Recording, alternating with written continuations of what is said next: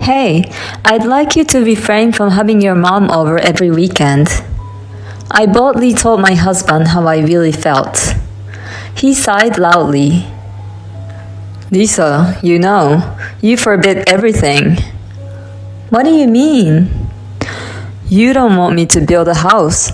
You don't want my mother to come over. You forbid everything.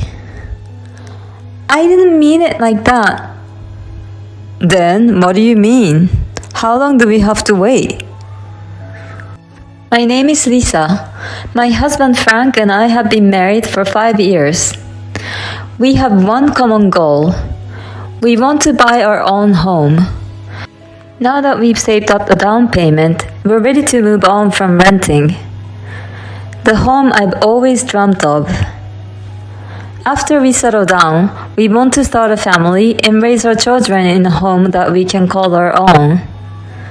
Such hopes were growing, but a dark cloud looms over us.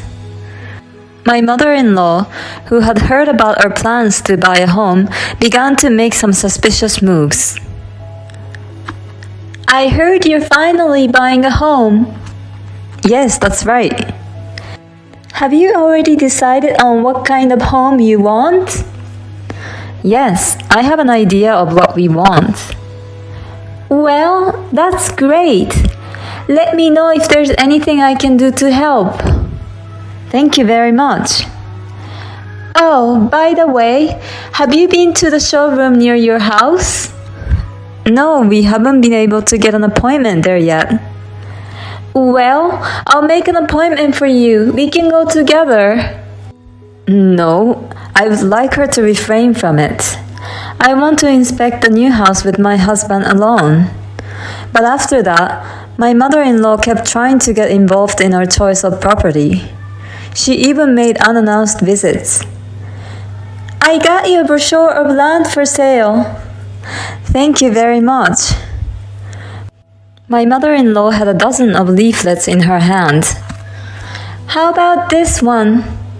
It's close to the station and big enough for 2 families. What did she say? Did she say 2 families? I was unable to say anything, and my mother-in-law kept on talking. If the train station isn't close by, it's not convenient for anything. And you better be close to a hospital for when you get old. This property is close to a supermarket. You already have a hard time deciding which one to choose, don't you? At first, she asked if there was anything she could do to help. But before I knew it, my mother-in-law was taking the lead in choosing the house. She's pushing her wishes based on the assumption that she'll live there herself. This is not good. I told my husband everything that had happened that night. Oh, I think she might have mentioned something about living together. What? You want to move in together? Yeah, well, if you will let her. I won't force you, don't worry. I'm feeling a little blindsided by the statement of my husband. If I let her? I don't think so. I can't believe my husband would continue to dilly-dally. I'll be the one who gets the bad end of the stick when I finally tell my mother-in-law that we're not going to live together. Why can't he realize that? Shall we stop building the house? What? Why? Because the way you said it. If I choose not to live with her, she'll know I said no. We're going to be together for a long time, and I don't want things to get awkward. I don't want a house if that's what it's going to take. I can raise my kids in a rental. And we can use the down payment we saved up for our children's education. Then my husband clearly started to panic. Wait a minute. I get it. I'll say no to her and we'll build a house. No, that's fine. You can't even talk to your mother. I've never seen my husband speak up to his mother. Don't worry, trust me. Why are you so desperate? I want to live in my own house and raise my children there. You weren't so enthusiastic when we talked about that. No, I was excited. That's a horrible thing to say. I feel the same way about our children. I see. My husband told me that he would turn down his mother, but I thought it would be impossible because of his personality. But the day after we talked about it, my mother-in-law stopped bothering us. And she apologized to me over the phone.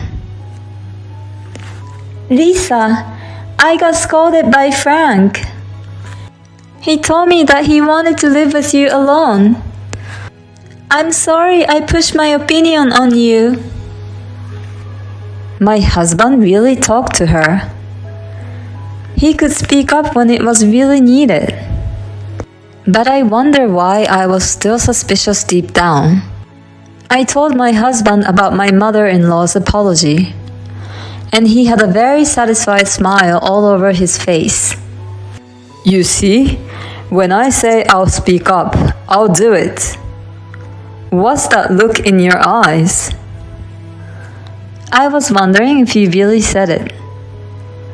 Are you doubting me? Isn't that awful? I haven't seen you speak up to your mother in 5 years. And it's not like you actually said it in front of me. That's terrible. I tried so hard. You're right. I'm sorry. I mean, you're sweating like crazy. Why is that? Oh, it's hot. It's kind of hot today, isn't it? It's the middle of winter. By the way, let's get the contract on the house. You want to build a house so bad? Of course I do. That's what we've been saving up for. At this point, I was no longer interested in building a new house. My own home that I had dreamt of so much. I worked so hard to save up the money. But because of my mother-in-law's behavior and my husband's attitude, I felt as if the ladder had been removed.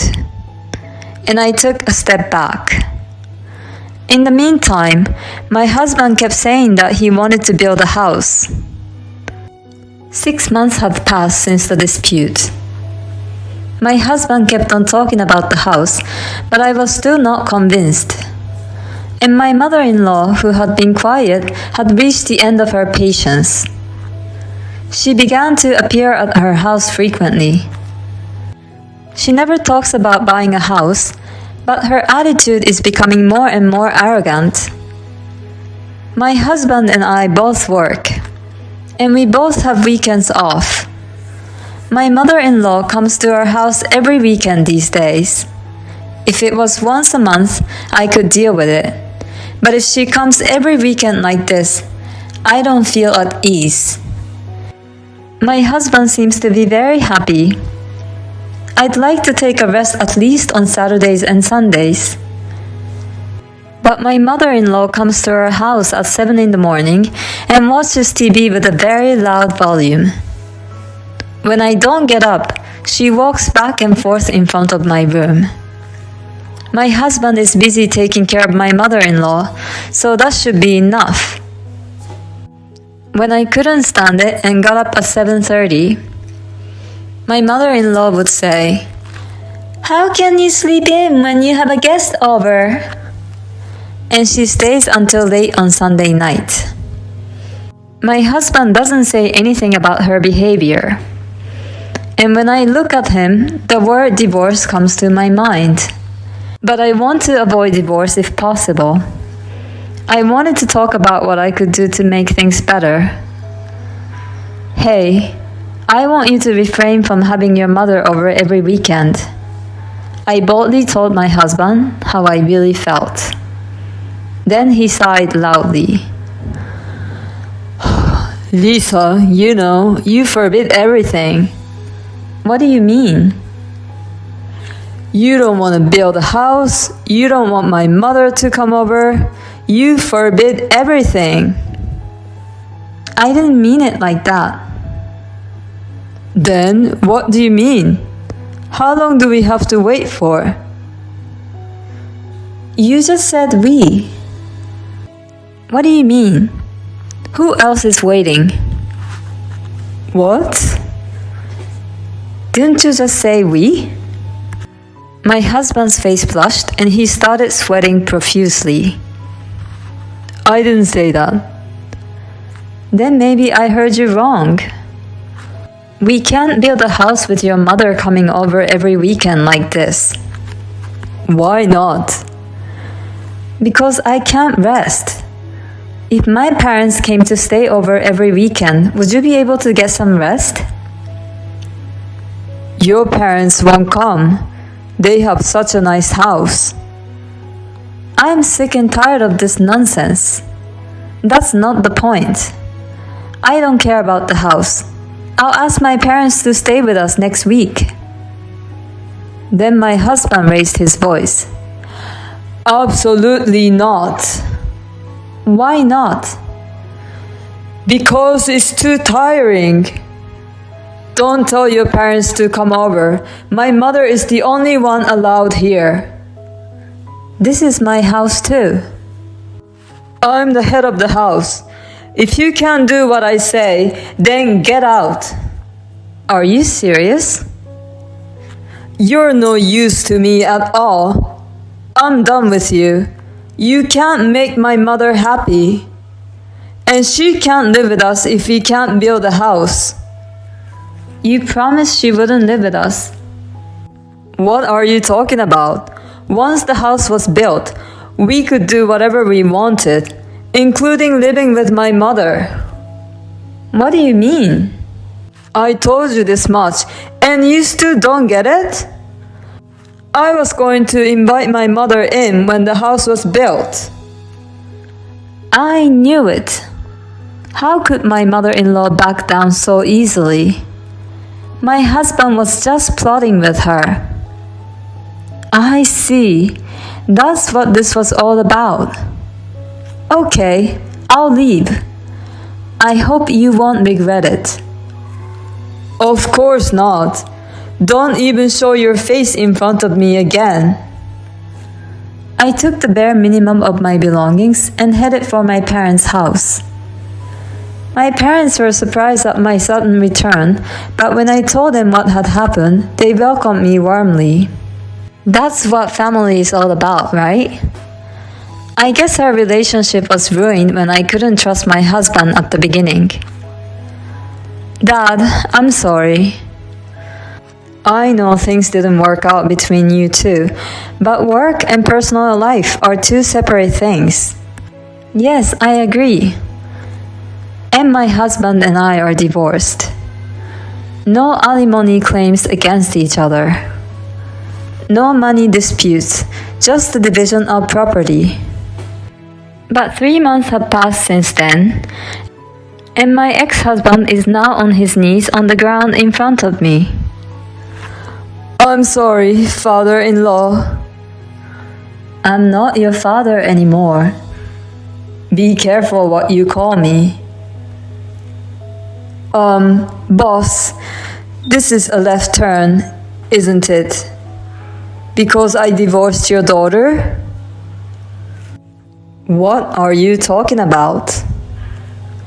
Why did my ex-husband come all the way to my parents' house and get down on his knees? It's because he got an unwanted transfer. My ex-husband and I are employees of my father's company. He seems to think that he was transferred because of our divorce. But his transfer has nothing to do with the divorce. My father said during the divorce that private life had nothing to do with work.